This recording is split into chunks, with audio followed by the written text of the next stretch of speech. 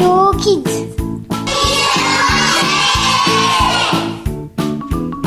Bonjour, je suis Irène de la classe de CM2 et je vais être votre présentatrice pour cette émission.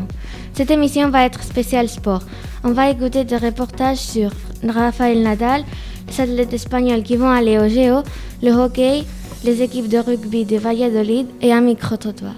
On va commencer par le micro-trottoir, fait par Renard et Bastien, avec la question « Est-ce que le sport est important dans ta vie et pourquoi ?»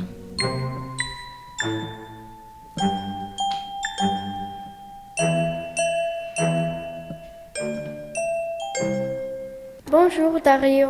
Moi je crois que le sport c'est important dans ma vie parce que j'aime beaucoup, c'est très rigolo et en plus moi je crois que pour être en bonne santé c'est nécessaire le sport.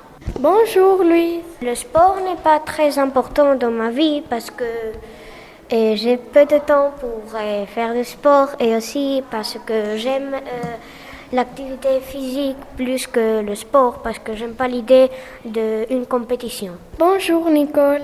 Oui, parce que je fais beaucoup d'amis et c'est très important pour moi avoir des amis dans l'école et en dehors. Bonjour Olga. Le sport est très important dans ma vie. Ça me permet de m'évader, de m'amuser, d'être en forme. Le sport nous permet aussi d'avoir les idées, de remettre les idées au clair et d'être de bonne humeur. Bonjour Juan. Oui, parce que c'est une chose pour faire des amis et pour m'amuser. Bonjour. Alors le sport est très important. Le problème c'est qu'en ce moment j'ai pas beaucoup le temps, donc je n'en fais pas assez. Mais il faudrait que j'en fasse plus. Très bonne réponse.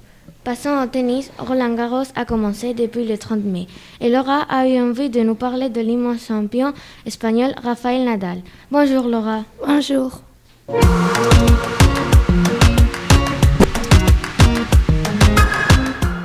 Rafa est né le 3 juin 1986 à Manacor. Il est professionnel depuis 2000 ans. Il est né dans une famille d'athlètes. Son oncle Miguel Ángel est un ancien joueur du Football Club Barcelona, du Real Club Deportivo Mallorca et de la sélection espagnole durant les années 1990. Tony Nadal, un autre de ses oncles, avait été joueur de tennis. C'est avec lui que Rafa a commencé les premiers coups de raquette à l'âge de seulement 3 ans. À l'âge de 8 ans, il a remporté un titre de tennis de moins de 12 ans, tout en continuant à jouer au football en tant qu'attaquant. À 12 ans, son père lui dit qu'il doit choisir entre le tennis et le football, pour ne pas négliger ses études. Et il choisit le tennis. Il a gagné son premier Grand Chelem en 2005. Son entraîneur maintenant est Carlos Moya. Son meilleur ranking ATP a été le numéro 1 en août 2008. En ce moment, elle est 3 du monde. Hier a joué contre Alexei Popyrin et il a gagné 6-3, 6-2, 7-6. Il est passé au deuxième tour et il va jouer contre Richard Gasquet. Pour finir, une anecdote sur Rafa. Rafa est droitier, mais quand il joue au foot et tennis, il est gaucher. Quand il était petit, il jouait à 2 mains et son oncle lui a dit qu'il devait lâcher une main. Et Rafa lâcha la main droite. Et pour ça, il joue avec la gauche. Merci pour l'information. C'est le moment de parler des JO, qui vont commencer dans un mois. Alberto et Daniel, vous allez nous présenter quelques athlètes espagnols qui vont y jouer.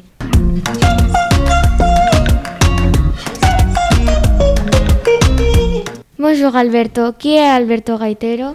Alberto Gaitero est un important athlète qui pratique le judo. Il est né en 1996 à Laguna de Duero. Au niveau national, il a été champion d'Espagne pour les enfants, les cadets et les juniors. Il n'a jamais participé aux Jeux olympiques, mais il a participé à plusieurs championnats du monde, européens et nations, en gagnant plusieurs médailles. Il a participé à ses premiers Jeux olympiques à Tokyo 2021, en représentant l'Espagne dans l'équipe de judo. Qui est Lydia Valentin? Lydia Valentin est née à Ponferrada, Léon, le 10 février 1985. Elle est haltérophile. Elle a participé à 3 Jeux olympiques. Elle a obtenu une médaille en or à Londres 2012, l'argent à Pékin en 2008, et le bronze à Rio de Janeiro en 2016. Qu'est-ce qui a passé à Lydia Valentin dans les Jeux de Pékin 2008 et à Londres 2012? Dans les Jeux de Pékin 2008, elle a été la 5e et à Londres 2012 la 4e. Mais 3 des athlètes qui étaient devant elle ont été disqualifiés après beaucoup d'années parce qu'après, ils ont été condamnés pour dopage pendant les compétitions des Jeux olympiques. Bonjour Daniel. Bonjour. Qu'est-ce qui est arrivé à Alejandro Sánchez? Alejandro Sánchez a 17 ans suite à un accident de moto. Il a perdu la mobilité et la sensibilité de son bras. Mais malgré cela, il s'est battu pour ses rêves. Numéro 1 au classement mondial, double finaliste mondial, double champion d'Europe.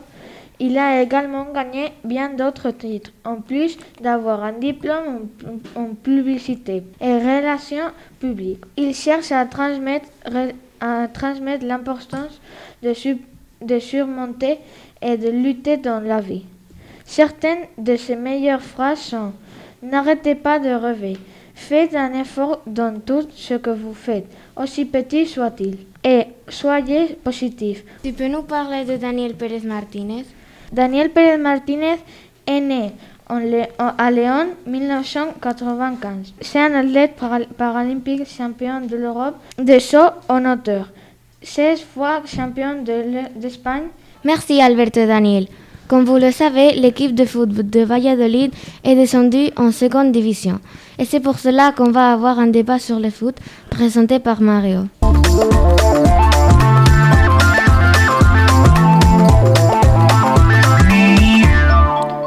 Merci Irène. Bonjour.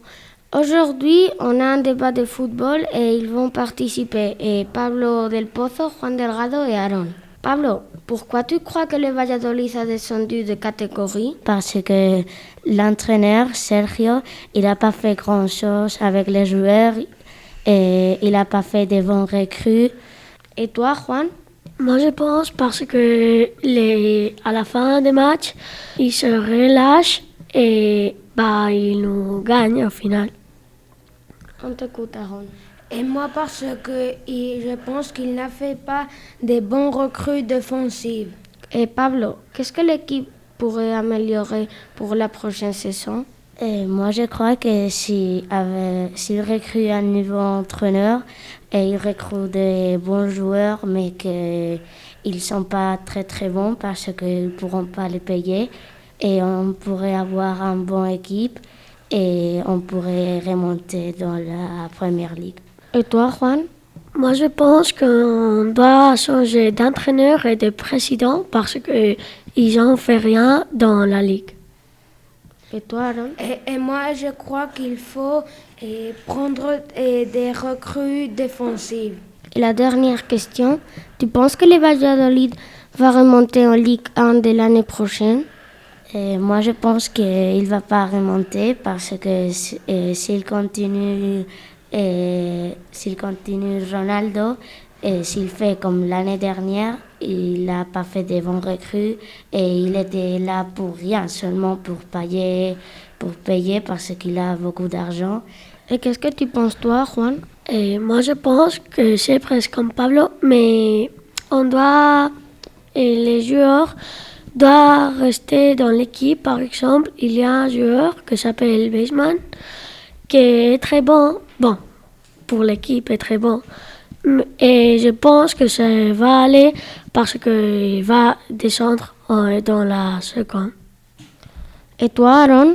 Et moi, je pense qu'il va ascendre à la catégorie parce qu'il a des joueurs très bons offensifs et qu'il va faire beaucoup de goals.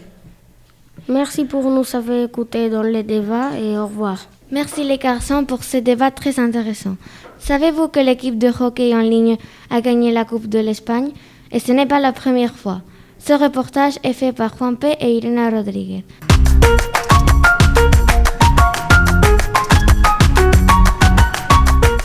Bonjour Juan. Bonjour.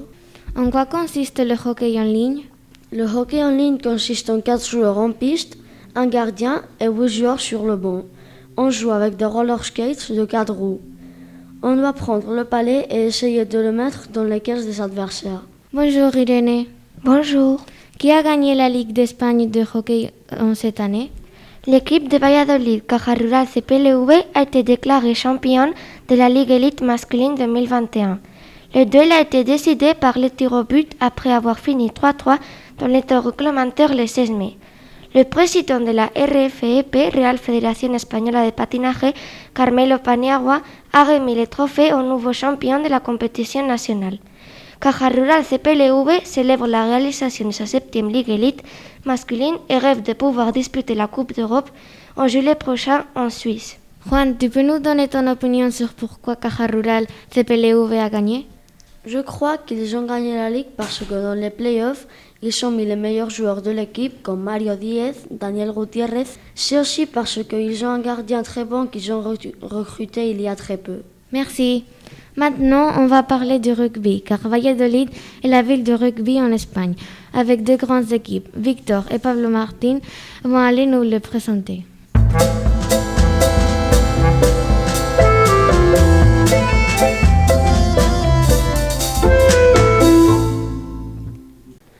Victor, peux-tu nous présenter l'équipe du Salvador? Oui, le Salvador a été fondé en 1960 au Collège de San Pablo, créé par George Bern, un sacerdoce français. Le Salvador joue ce match sur le terrain de rugby Pepe Rojo.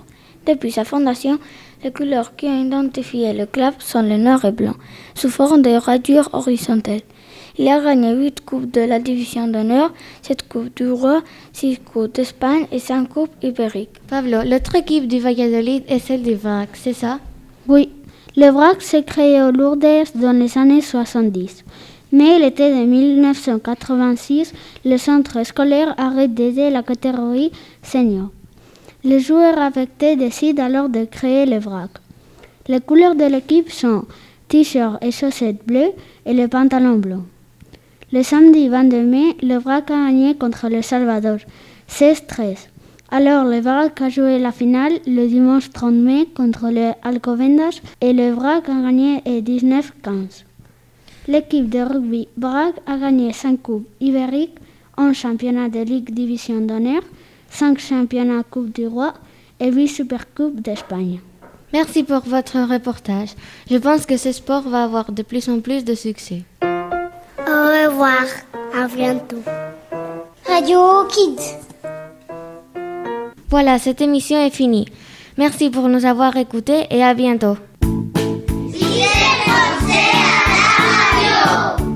Radio Kids.